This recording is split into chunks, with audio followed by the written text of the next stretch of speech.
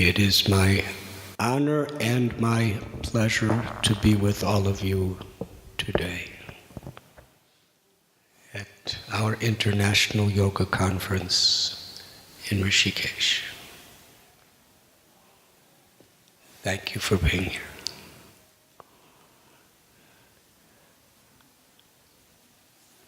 I read the little book of the program just before I came, just to see if there was a subject I was to speak on. And I discovered that I am supposed to speak on my experiences with Himalayan Yogis. Is that what you would like me to talk about?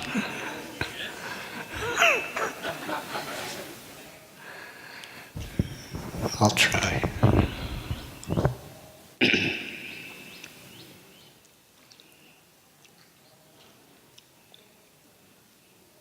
Have any of you read this book, The Journey Home, that I had written? I never wanted to write that book. For many decades, people would tell me, you should write a book about your travels in search of truth. Because every now and then I would tell some story. And they were really strange stories. I always said no, because if I write what actually happened, I don't think anybody will believe me. And second of all, to write a whole book about me, with every page saying, I, me, mine, me, isn't that an act of arrogance? But then something happened. It was about 10 years ago. I was with one of my very dearest friends and God brothers. His name was Radhanath Swami. He was an African American who was born in the ghettos of Cleveland at a time in the 1950s and 60s where if you're born in the ghetto, it's a 95% chance that you will live and die in the poverty of the ghetto. The Constitution spoke of civil rights, but the country did not offer civil rights to minorities.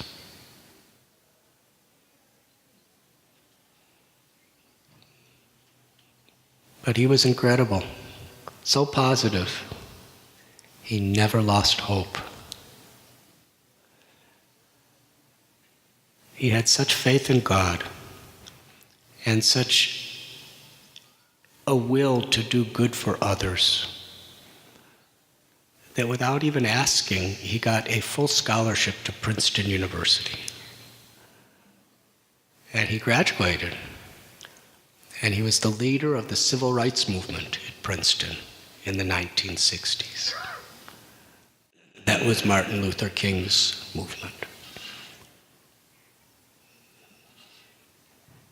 But he had a spiritual calling. And eventually, he became a Swami with the same guru as me, His Divine Grace, Srila Prabhupada. He wrote many books.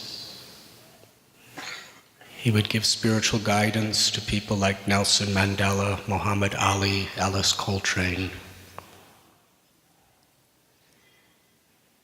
He called me to his bedside because he was suffering from melanoma cancer. And when he called me, he told me the doctors gave him 3 days to live. So I drove perhaps 6 hours to a remote little community in Pennsylvania of the United States. And I spent 3 days with him. The day I was about to leave, because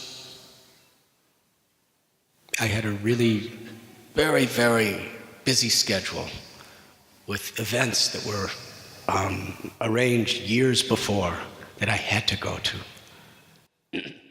So I went to say goodbye to him. But before I could say goodbye, he looked up at me with very innocent, childlike eyes. Even though he was a great scholar and a powerful, powerful orator and a leader, like a general of spiritual troops. But he looked up at me with such sweetness and said, "I want to die in your arms. Please stay with me." So I said, "I will stay as long as you live." I was expecting 1 more day. But he lived another 8 weeks.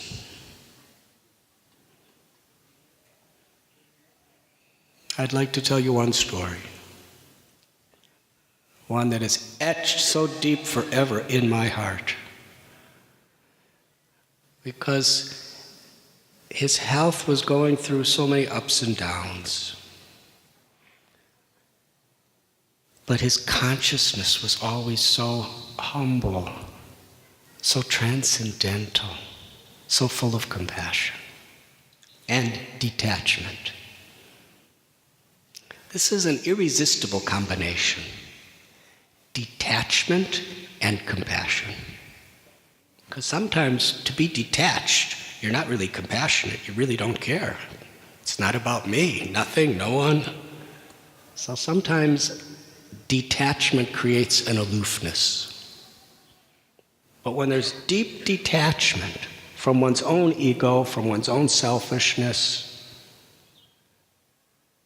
that's harmonized with profound compassion, real care for others, real willingness to make sacrifice for the welfare of others. That's a combination that can transform people's hearts. So one day he was in so much pain that his whole body was trembling. And they sat him on a chair because he was paralyzed from the waist down. And one of his legs were amputated. So he was just sitting on a chair. And I was speaking to him because we would spend hours and hours just talking about spiritual subjects.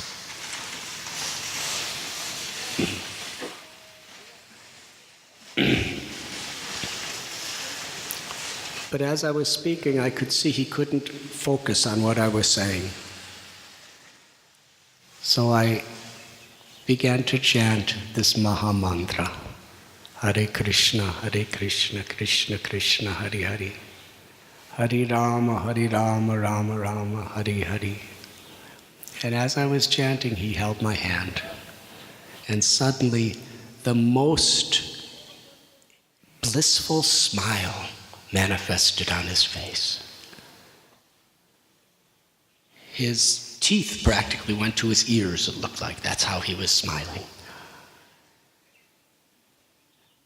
And his eyes, I never saw him cry when he was in pain, but his eyes were pouring tears of joy And then he was shaking his head, and he told me, it doesn't get any better than this.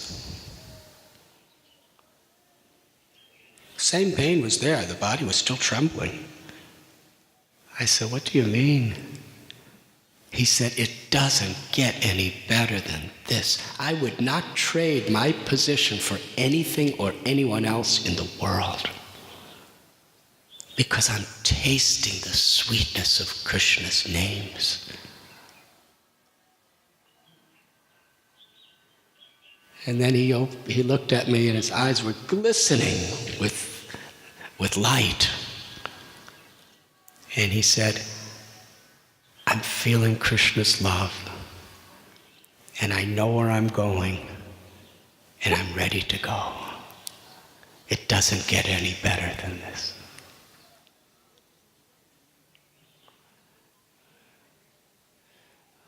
One day, as he was laying down, I was sitting at his bedside. He said, you should write a book about your travels when you were a young boy. And I said, I will not write this book. And I told him all my reasons. And I really thought they were good reasons. I thought they were enlightened reasons. But he said that he said, it is not your story.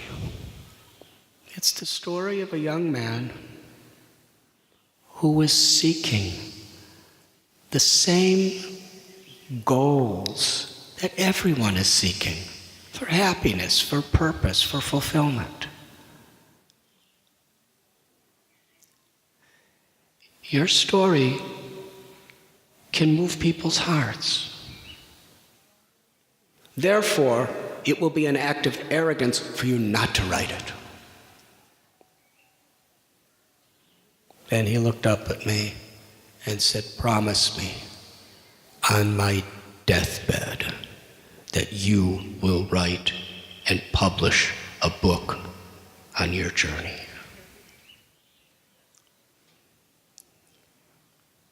It wasn't a situation where I could debate with him. And he said, promise me. So I didn't really mean it, but I said, I promise. Then he looked up at me and said, you cannot break your word to a man on his deathbed. But I had no intention of doing it. I was thinking for the next couple days how I was going to convince him to allow me to withdraw my promise. But before I could do that, he left. Krishna took him away. So in his honor, I wrote this book. In 1970, when I was 19 years old, I had no money. And I was going through an evolving process, looking for meaning and purpose in my life. And as I was traveling, I came to certain conclusions that if I really want to make a difference for myself and the world, it has to be spiritual. Do you have a harmonium? Okay, thank you.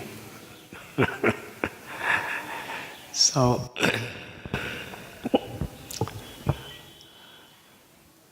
ultimately I hitchhiked from London to India. It took about 6 months.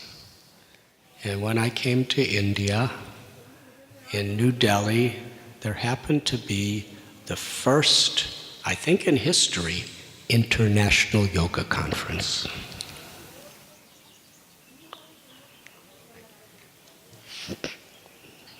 No, it's okay.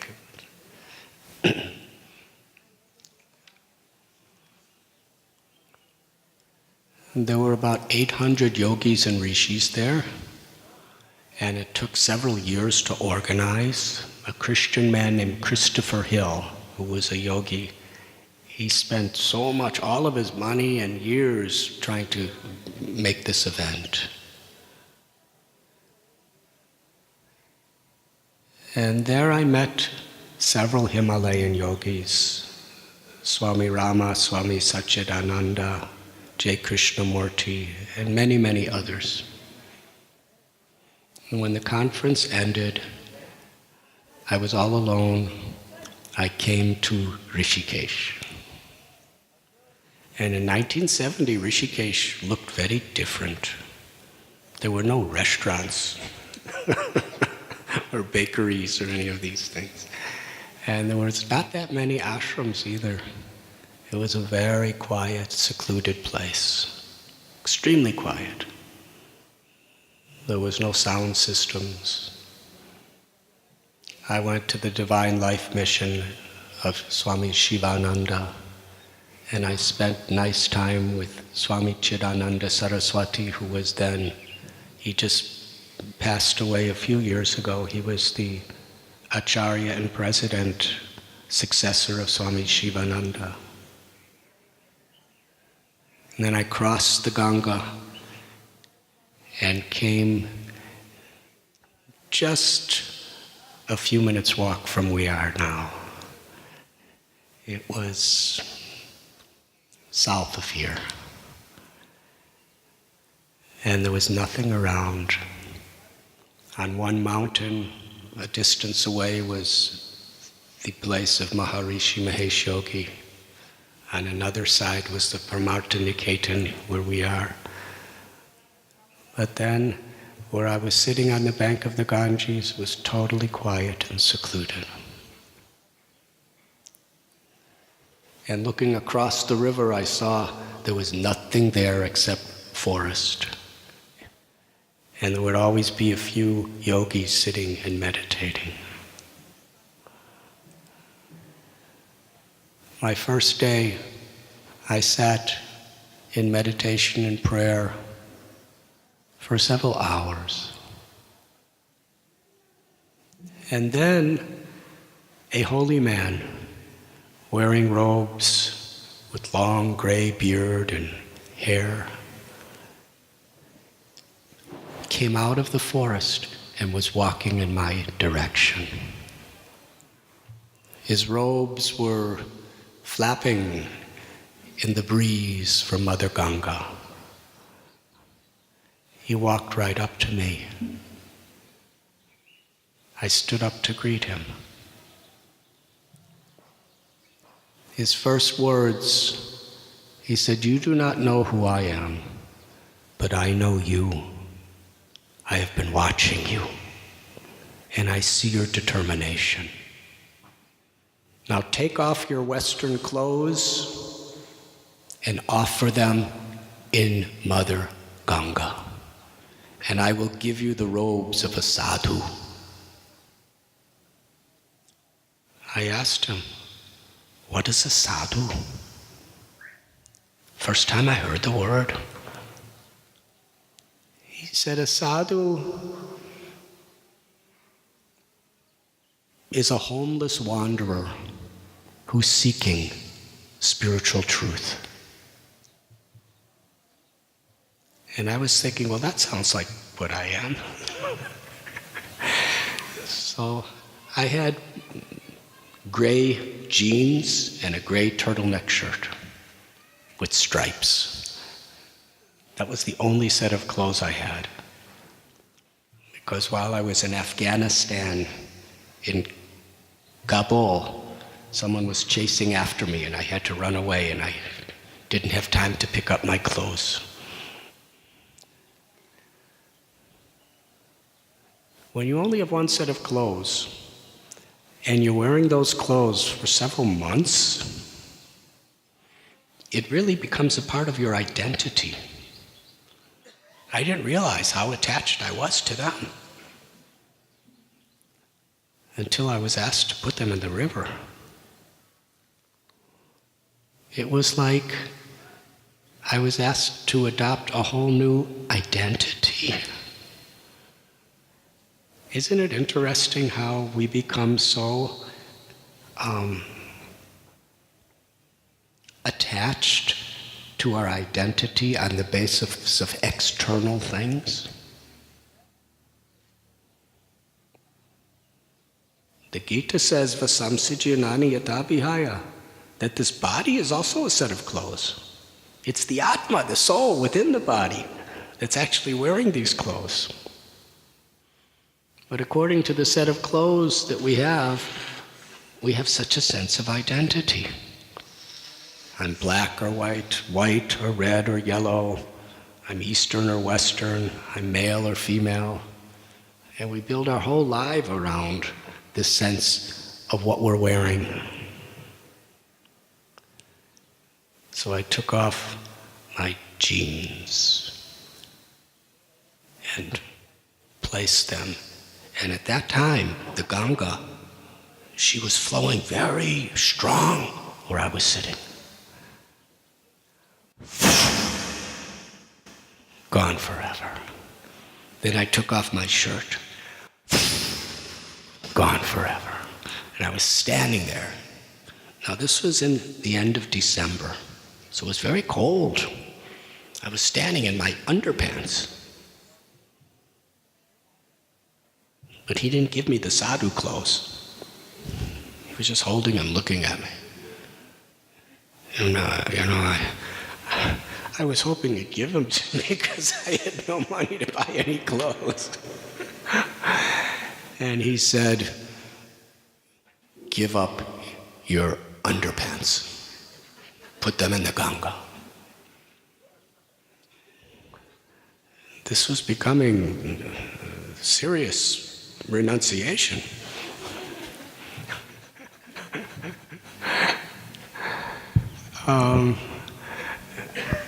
From the Gita's perspective, our outer clothes is like our body and our senses, and our underwear is like our mind. It's like a type of clothes we wear that aren't seen by many people. And I remember thinking, because in those days there was no importing, exporting much in India. I was thinking there's probably not another set of underpants available for 5,000 miles. And he had these two strips. He called it a kopan. Just two strips of cloth. And he had me tie one around my waist, and then he had me loop up the other one over the other to wrap it around. You know what I mean. And he said, now you have this, give up your Western underpants. So I took them off and said a prayer. Mother Ganga, this is the end of my identity for everything I've known in my life so far. They were gone forever. Then he showed me how to put on the same clothes I'm wearing now, except only two pieces. A chadar around the upper part and a lungi around the lower part. And then he spoke very closely in my ear. The Ganga will become your mother. She will reveal this to you in time. He turned around and walked back into the forest. That was 44 years ago. To this day, I've never seen that man again. But I found a place to sleep just behind the Vedniketan ashram. It used to just be a one-story, just about 7 or 8 rooms. I found a cave. Now, where my cave was is some sort of hotel. Things do change in this world. But back a ways, there was a very nice little simple cave. And every morning I would go and sit on a rock, the same rock every day that was near the middle of Mother Ganga. I would kind of walk through up to my waist to get to. And I would sit there from sunrise to sunset and meditate and pray for about a month. It's incredible when we open our hearts and our minds to receive blessings, grace, knowledge, how God could speak to us in such transformative ways, especially through Mother Ganga.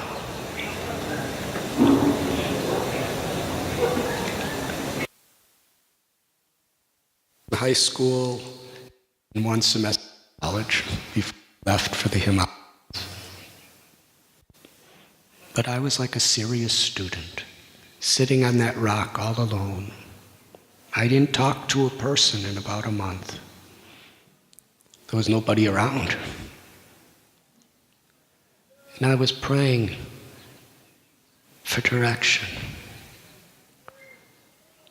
Can I share with you just a few of the messages I received?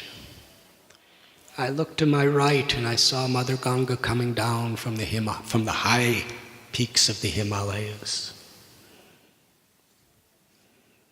And I was thinking, maybe it's a 1,000-mile journey from Gangotri to Gangasagara in the Bay of Bengal. And Mother Ganga, no matter what may come before her, keeps flowing to her destination. I was watching. I saw, in those days, there was huge, gigantic rocks on the banks of the Ganga here, and huge rocks in the Ganga. And Mother Ganga would just either flow over them or around them or under them. There was mountains, and somehow she always found her way around the mountain. And in doing so, she's teaching us that we should never give up on our journey to the sea of our true aspiration in life. Whatever obstacles, whatever challenges are just like rocks in the current of the Ganga.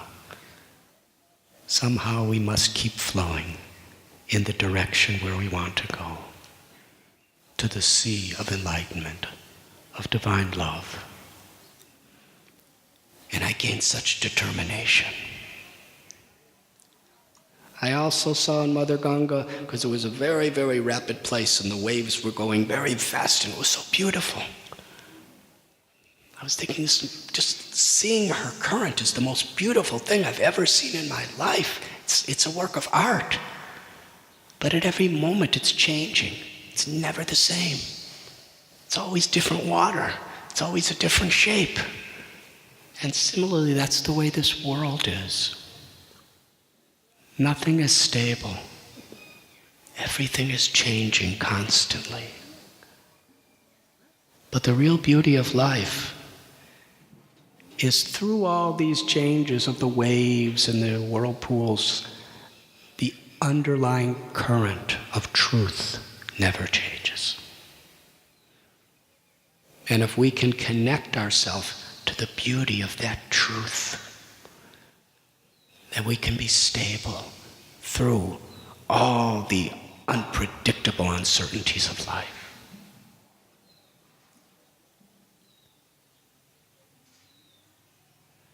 As I was sitting on the bank, I thought that this river has been flowing throughout our history. She was flowing here when Alexander the Great came to India, through the centuries of the Mughal Empire, through the British Empire, through all the changes after Indians' independence.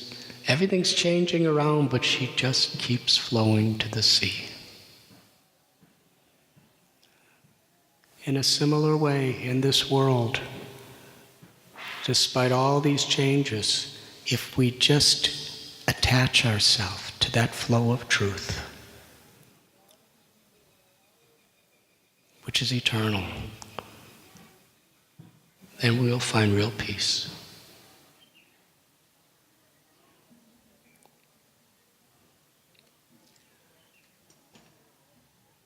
I hardly ate anything that month because I had no money. But every now and then, every day actually, as I was going back to the cave, there was this little old man who was selling carrots. And because he saw I was a sadhu, he would give me a little carrot every day. And Ganga water and carrot was my diet. But one day, someone gave me 1 rupee as I was walking. In those days, there was 7 rupees to $1. So 1 rupee was just a few cents. And I happened to see, not too far away, near that Chotiwala restaurant, in that area, there was a peanut seller. And I must confess to you, all my life I really liked peanuts. So I was thinking, when my fast ends at the end of the month, I'm going to buy a bag of peanuts and bring it back to my cave and have a feast. So I brought this rupee. I was expecting a bag maybe about 5 inches in size. When this peanut seller saw 1 rupee, his eyes lit up.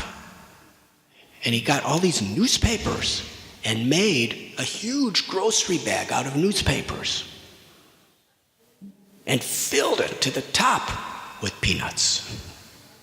They were fresh roasted in sand with their shells. And they were warm.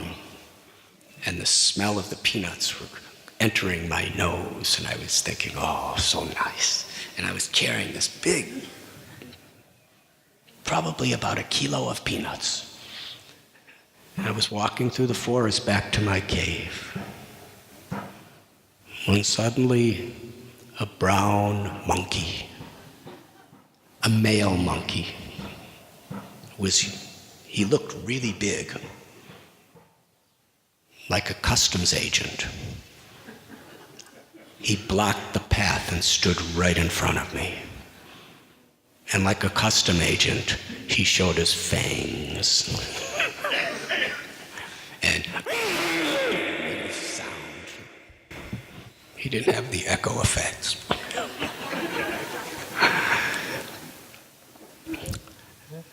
And his green eyes were gazing at me with such anger.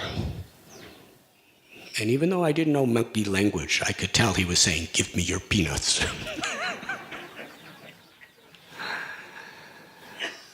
So suddenly, he just jumped at me and screamed. And as he jumped and screamed, he kicked my chest with his feet. His fangs were just inches from my nose. And he grabbed the bag and took them all away. Some of the peanuts fell to the ground. So I was thinking, at least something is here.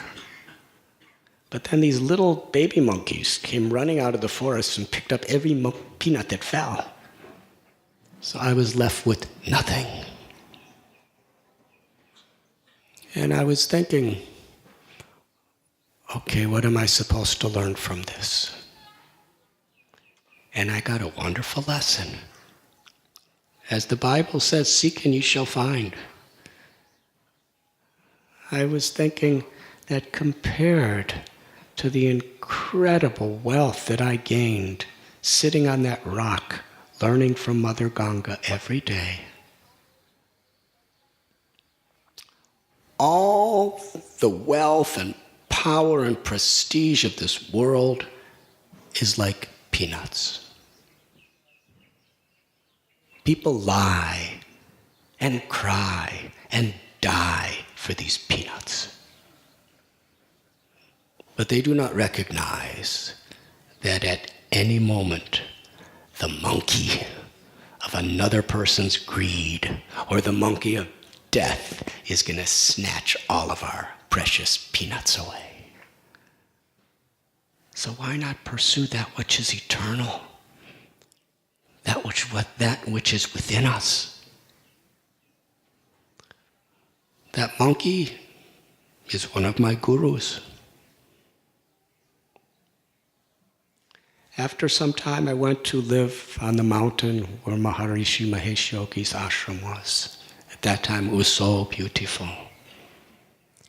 Then I wandered down a little higher into the Himalayas, and somebody took me to bring to their guru, who lived in a cave. His name was Mahavir Das Tatwala Baba. His cave, there was carved steps in the mountain that led to his cave, because it was on a cliff. And he only wore a loincloth made of burlap. He would sit in usually either a Padmasana or a Siddhasana, and would meditate for hours or days at a time without moving.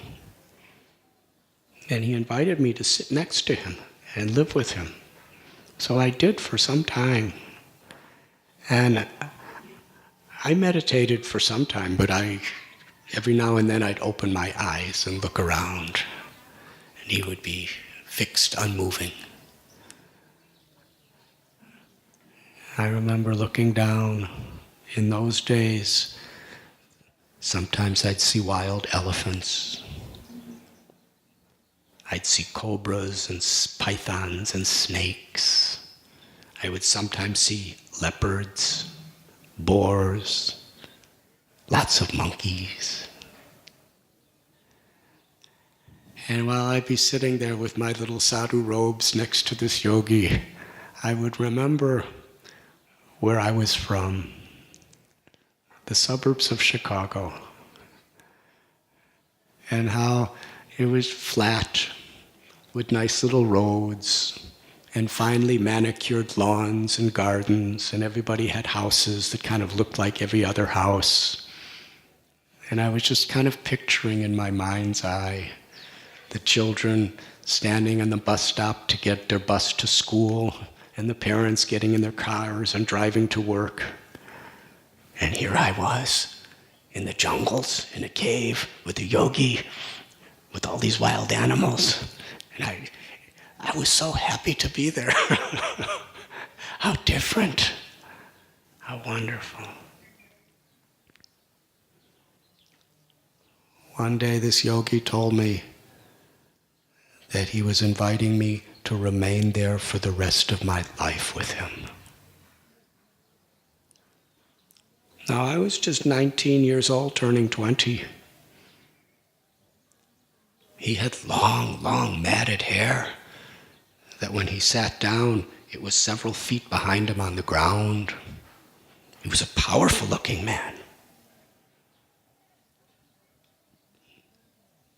And I was honored with his request. But I had to ask myself, am I ready to stay here for the rest of my life? Is this my guru? Is this my path? I didn't know. I wanted to travel more. But how to explain that to someone like this, who didn't speak English? But every now and then a Nepalese man would translate for us. And one day I decided to tell him that I was going to go. And I was kind of afraid, because he had supernatural powers. What if he was offended? So I said a little prayer to God that please make him understand. And just when I was about to open my mouth, he spoke the exact words I was about to tell him. And he smiled, just a very little smile, and put out his hand to bless me and said, "Follow your heart. Goodbye. May God bless you." So I left and started traveling north to the higher Himalayas. And the next day, I was trapped in a leprosy colony. And one old, dying leper woman showed such motherly love upon me that it completely transformed the whole way I was seeing the world. You could read the book if you want to hear the story. Then I traveled north and came to Dev Prayag, where the Alaknanda River is flowing down, meeting the Bhagirath River, and where the two rivers have their sangam, they converge. From that point, we call it in this world the Ganges. I went really early in the morning to take my bath, and it was dark, so I didn't see how fast the current was. In those days, nobody could just bathe there. You had to hold on to chains to bathe there. So I went in the water and I was swept away. All of a sudden, and within seconds, I felt this grip on my arm, and that grip pulled me out of the water, picked me up, and threw me on the riverbank. And there was this gigantic mountain-like sadhu who had done this.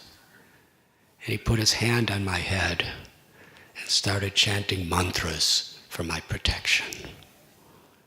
His name was Kailash Baba. And he took me in just like a father takes his son. Because he saw I was obviously very inexperienced about living in the jungles of the Himalayas. He looked like he was in his late 60s. But as I traveled around with him, I met one yogi who was very old. And he spoke English. He told me that as far as he's known Kailash Baba for like 50 years. And he said he was as old as you see him even then. He said, as far as I'm concerned, he's a couple 100 years old. And he said, back then, I saw Kailash Baba perform supernatural powers. He was doing all kinds of miracles. He has cities. And people started worshiping him and honoring him because of what he could do. And Kailash Baba took a vow. I will never ever demonstrate these powers. This man said people were willing to throw money on him. He could have opened temples, ashrams, everything. But Kailash Baba chose to just remain completely unknown, homeless, wandering through the jungles.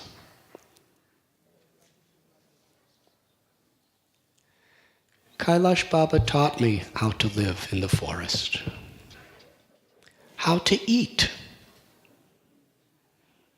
These are kind of details that sometimes we have to address in our lives. If you have no money and you're living in a jungle, how do you eat? He taught me which roots and which herbs you can eat, which were medicinal, which were poisonous. He taught me how to find little things from trees that you just see every day, but you don't know. They're actually food. He taught me how to beg. Because when we would come to little villages or little holy towns, he would sometimes beg. And people give you the cheapest food when you beg, usually chipped rice, poa. But he taught me that contrary to the West, where a beggar is seen as like a parasite, when holy people beg, it is one of the most esteemed, exalted positions, that you've given up everything in pursuit of truth. And you don't go to beg from people to get food.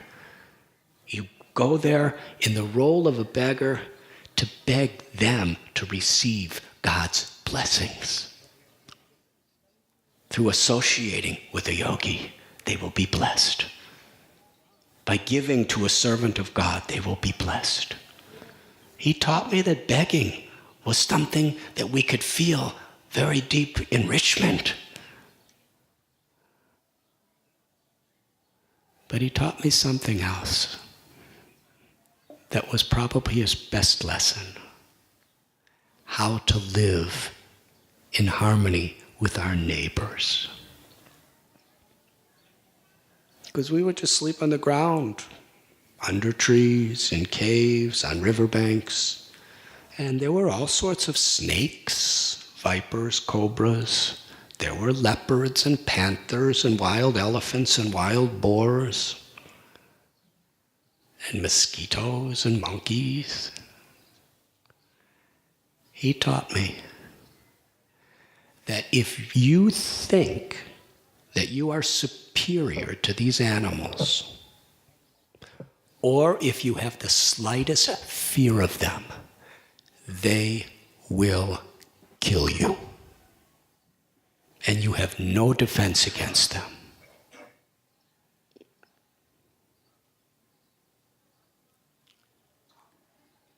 He taught that we must see how we are all related.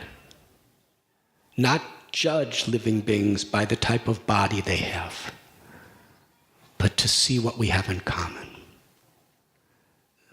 The Atma is the living force that gives consciousness and life to all beings.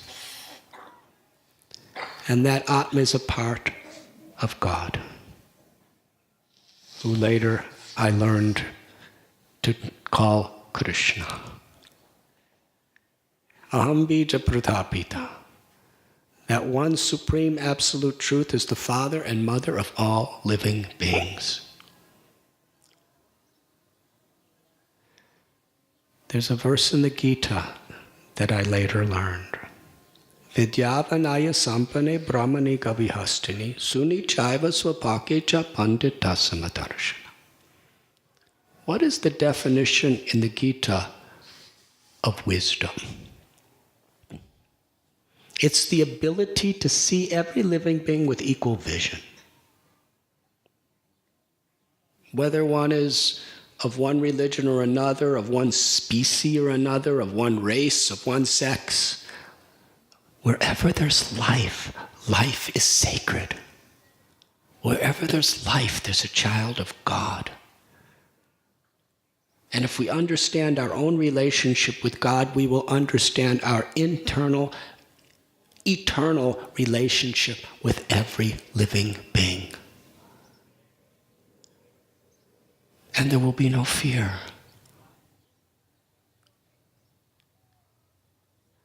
Honor and respect all these animals and reptiles and insects as God's children. And have no fear of them.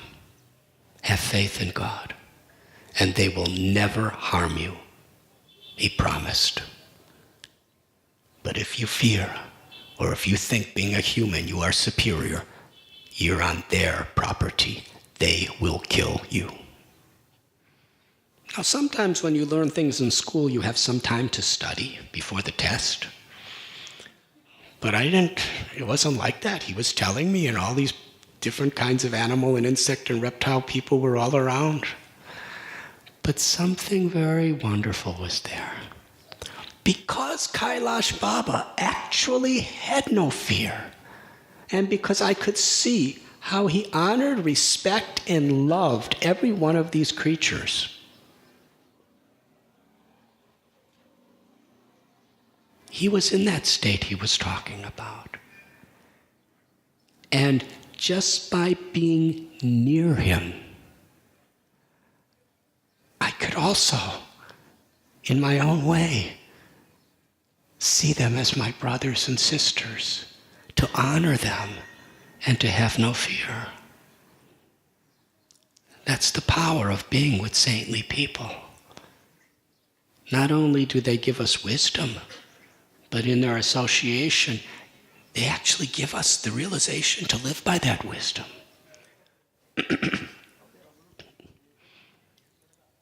One of the most difficult things he taught me, this is interesting, how to get along peacefully with other sadhus. That was much more complicated than leopards, cobras, scorpions, and panthers. Because everyone has their own ideas and their own ideologies and their own gurus and everything like this. And everyone has their own customs.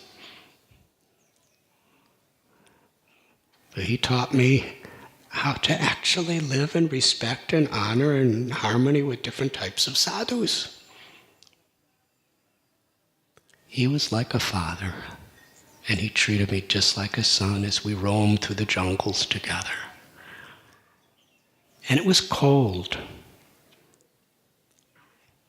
And all I had was two pieces of cotton cloth to cover my body. But he had a wool blanket. So when we would lay down in the forest or on a cliff or on a riverbank, he would always give me his blanket. And I would never accept it. How can I take your blanket and then you don't have a blanket? And he said, no, you take it. He didn't say it. He would just give me the blanket and then I would give it back to him and he would give it to me and I would give it back to him and he would give it to me. And I don't know what I'm saying, if it makes sense, but it ended up that we would both lay under the blanket together every night.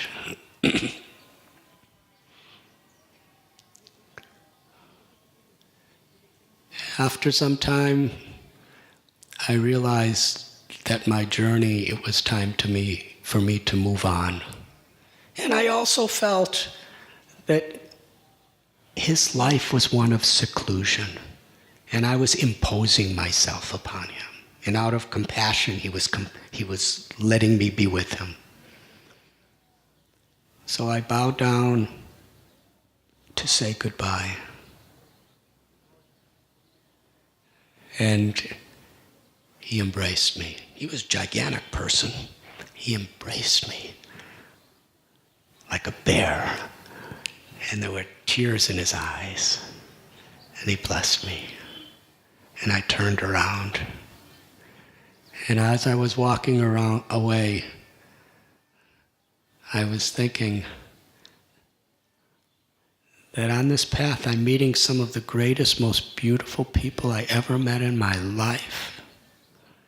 And as wandering mendicants, when we leave each other, we know we may never see each other again.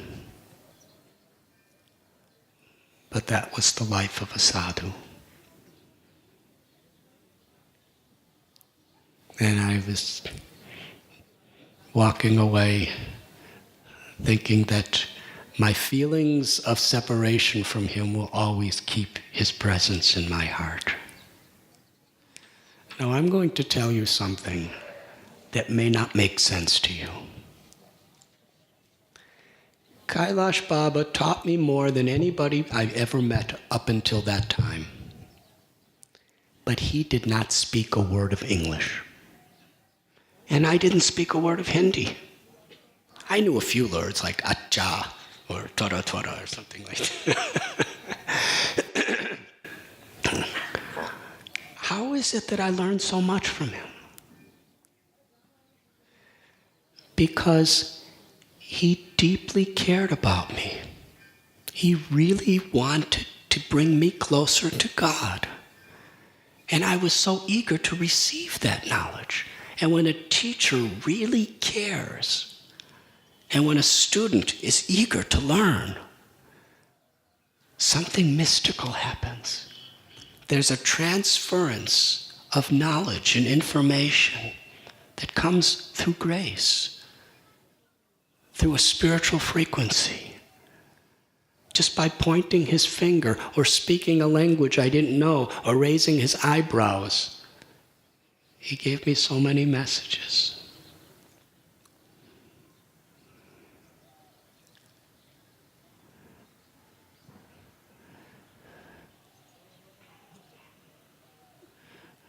Should I continue?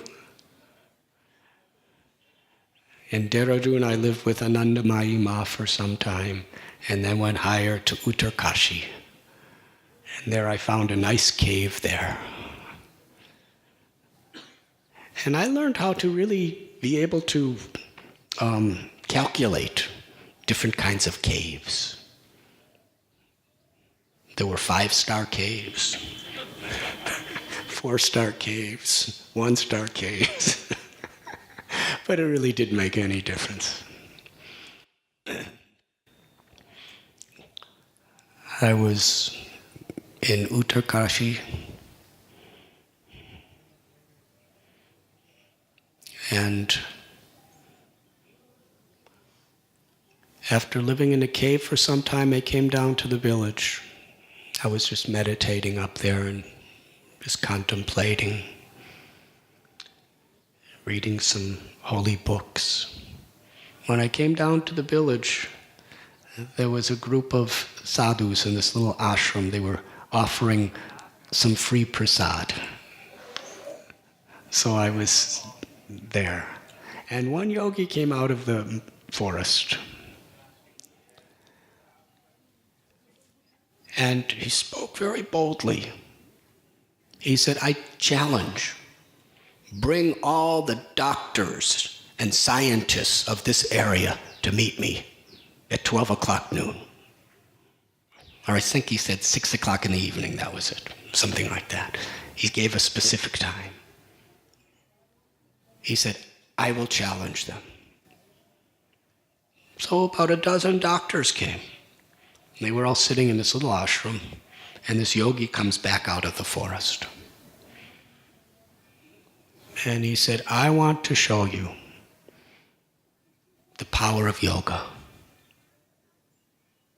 You are so much running and running and running to all your materialistic sciences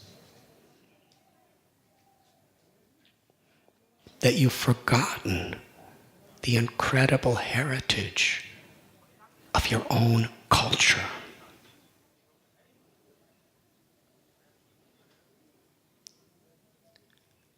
Before your eyes, I will die. And you test me with all your instruments. And in exactly 30 minutes, I will come back to life to show you the power of yoga. Doctors were watching. He sat in a Padmasana and began to inhale and exhale. Bastrika Pranayam. He was very, very forcefully for about 2 minutes. And then he inhaled and sat completely motionless. And the doctors, stethoscopes, pulse, he was dead. There was no heartbeat, no breath, no pulse. Even I went and borrowed a stethoscope and was like putting it over his heart and listening. And exactly 30 minutes later, to the second, he exhaled, stood up, and walked back into the forest. I was thinking that was a good show. I met another yogi. His name was Baal Shiva Yogi. And he was a very, very different kind of sadhu. I traveled in the forest with him for some time. He loved to eat sweets. I never met a sadhu like that. We'd go out begging, and he would insist that people gave him sweets, like ladus and peta and all these different things. And he was very restless. But when it came to his spiritual practice, it was intense. So one day, I was about to leave, and he said, "Stay one more day, I want to take you somewhere." And he was giving a satsang in this hall. We came to a village. It was already scheduled, I don't know how. And there was about 100 people that came. And he opened his hand, and chanted a mantra. Then he closed his hand, and then he opened his hand, and a Shiva Linga came out of his hand. And he put it down on this table.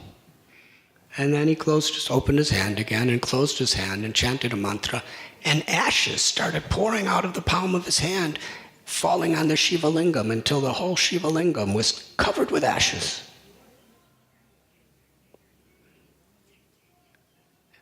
And the people came up to worship him and honor him as God. And he stopped them. He said, "Don't be fooled. Don't worship me." He said, "This is not spiritual what I'm doing. It's just a material scientific way of manipulating subtle energy, manipulating the gross material energy through subtle energies." He said, "If you don't know how to do it, it seems like a miracle. But through yoga process, you just learn how to do it. It's not that somebody like me is God or great because we do these things. We just know how to do it." He said, real spiritual enlightenment is to go beyond the body, beyond the ego, beyond selfishness, beyond the desire for prestige, and realize our eternal soul, and to realize our relation with God. And those was his last words. Then he turned to me. He came off the stage and said, "Did you like what I did?" And I said, "Yeah, that was nice." I especially liked, that you were humble about it all. And then he smiled and opened his hand and closed it and chanted a mantra and gave me a Rudraksha beach covered with ashes. And then I left him and went back into the forest again. And I remember sitting under a banyan tree and just meditating on what I had just saw. He said to those people that I'm not God. God creates, he said, I can create ashes. God creates universes. That's the difference. And I was meditating on those words that he spoke. And I saw a little banyan tree seed. And I was thinking, everywhere we go, we see miracles. The whole creation is nothing but incredible supernatural miracles, but because we're so accustomed to see it, we don't even recognize it. In this little seed is a massive banyan tree. Nobody could do that. How is that possible? God puts a tree in a seed this big. When a man and woman come together, they don't even know what's happening.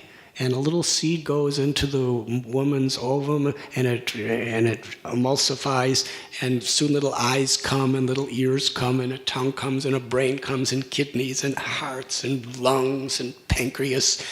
And it's not that the husband or wife have some engineering master plan. It's just happening. And then a human is born. Or a calf. It's incredible.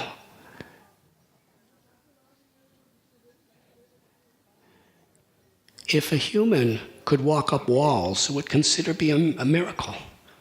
But every day we see spiders and flies walking up walls, and we just, walking up walls. If a human could fly, we'd think that's a miracle. But every bird, they don't have to take aviation lessons. They just fly. Their mother doesn't even teach them to fly. They just know how to fly. And fish, they could live their whole life underwater. There's so many miracles everywhere. I looked up at the cloud in the sky. There was a big cloud. And I was thinking, well, now I'm going to go fast forward in Bombay during the monsoon season. At least once a year, there's a cloud that forms that totally floods the whole city. The airports are closed. The railway system is closed. The streets are like little rivers. No cars could move. Everything is at a standstill because of the water contained in one cloud. But before the rain, the cloud is just floating in the sky.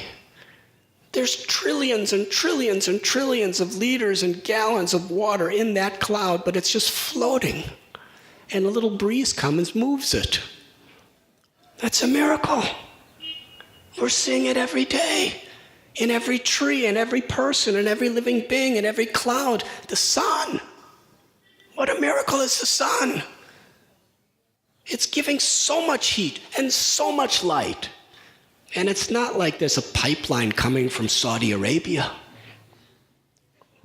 Where's it getting its energy? It's not getting smaller. For billions of years, it's just shining light and heat. Miracles everywhere. These are the miracles of God. Yogeshwar.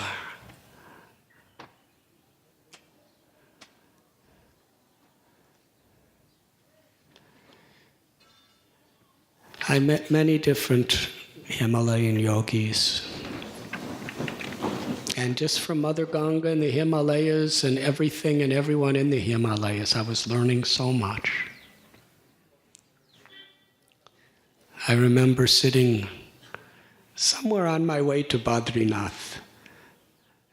There was a little temple made out of stone, and some simple people were just there ringing some bells and doing some worship. And I was just sitting there watching. And after the service, I saw these bumblebees. They were going from flower to flower to flower to flower. I was just watching their wings. You can't even see how fast they're going. Incredible aviation. And I was kind of thinking, I'm like that bumblebee. I'm just going place to place to place, seeking some nectar, seeking some knowledge, seeking some wisdom.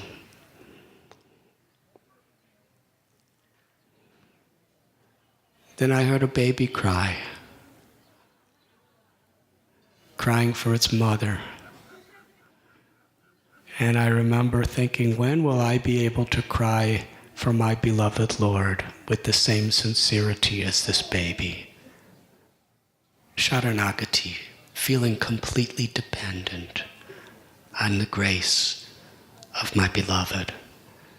Then I will understand my beloved, when I could be like that baby.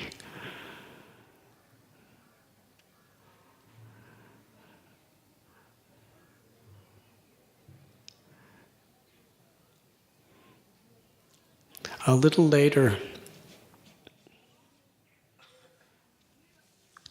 I was traveling to Varanasi, to Bodh Gaya, to Calcutta, and I was in Mumbai. And I was taking a course on Buddhist meditation. And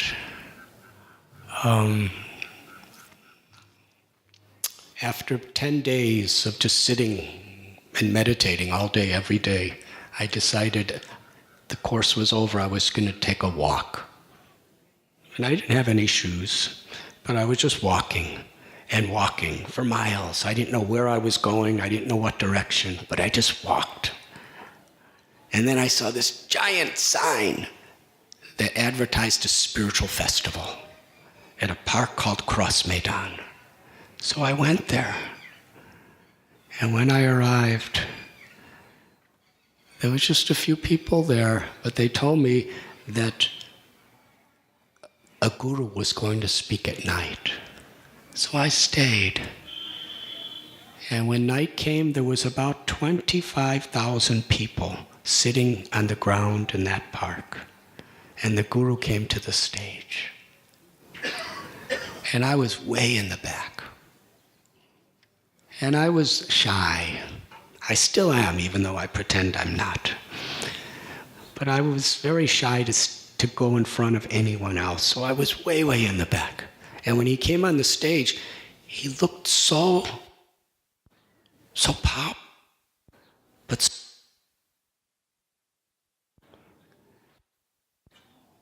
he walked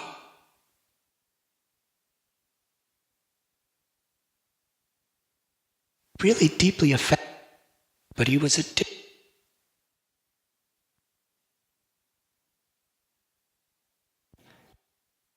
People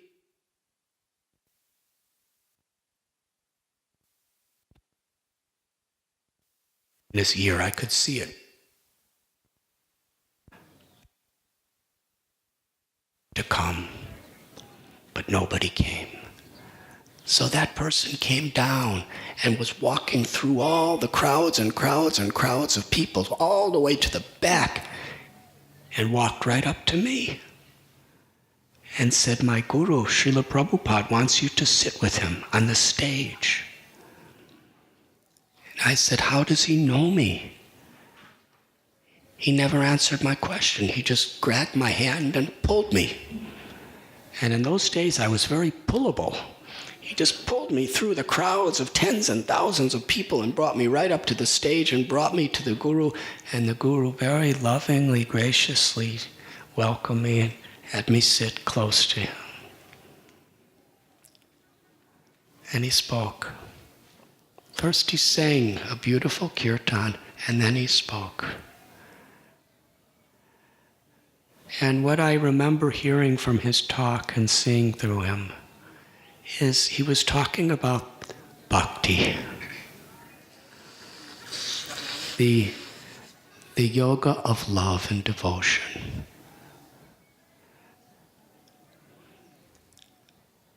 And it was beginning to awaken within me what would ultimately become the path that I gave my life for.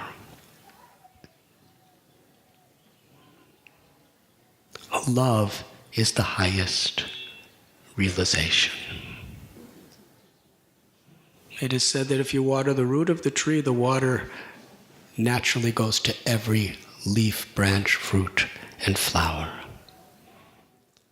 Similarly, when we awaken the dormant love within our hearts for God, who he called Krishna, the all-attractive, all-loving, all-beautiful. In the concept of Krishna, the power and majesty of God goes into the background, and his sweetness, his love, his beauty attracts our heart to love. And when we open our hearts to love, then we could actually access and experience the infinite love of God for each and every one of us. And this is just so beautiful.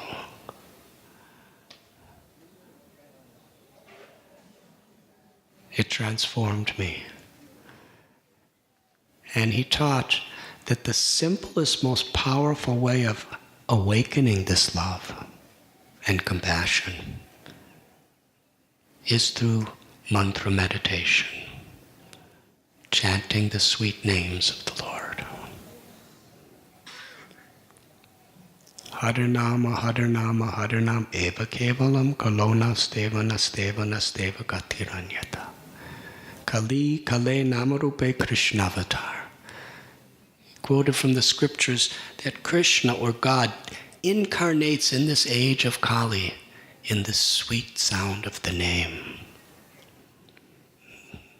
Nam Namakari Bahudad Nija Saravashaktis. That all the powers, the beauty of God is within the name of Krishna. And there are many names, according to how that one supreme truth has descended into this world many times throughout history. In all these names have the power to clean our hearts of egoism, selfishness, greed, envy, anger, and awaken compassion, devotion, and love.